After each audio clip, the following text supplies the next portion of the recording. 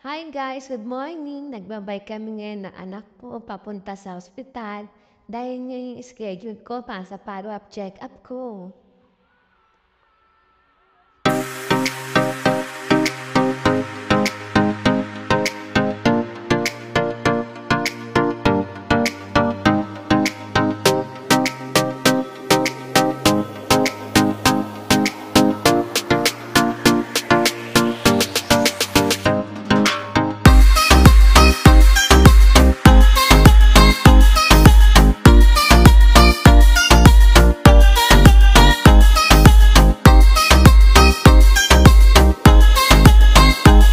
Ayan guys, malapit na kami.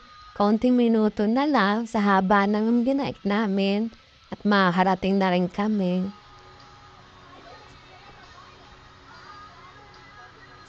Ng minuto guys, nakarating na rin kami at tatawid na papasok sa loob ng ospital. Kaya samahan niyo kami.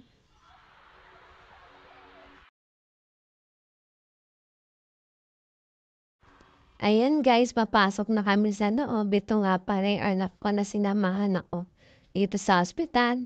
Siyempre, bago kami pumasok, dadaan muna kami sa thermometer para malaman kung naman ba ang temperature namin. At dito na nga kami sa loob.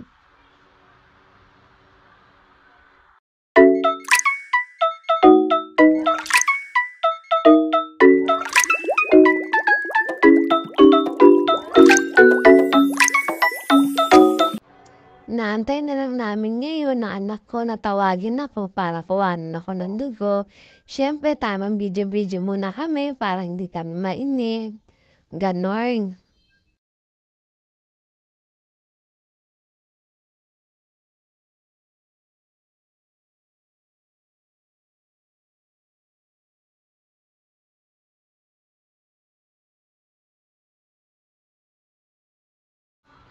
This time, kinukuha na ako ng dugo. Thanks to my son dahil binidyohan niya ako. Tapos na ako magpakuha ng dugo. Siyempre, habang naantay namin yung resulta, tama muning-muni. Una kami ng anak ko.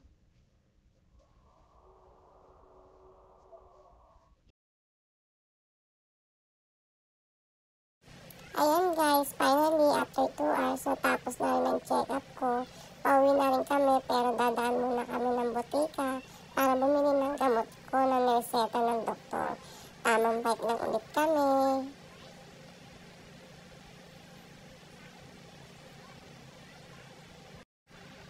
Ayan guys, nakabili na kami ng gamot sa butika.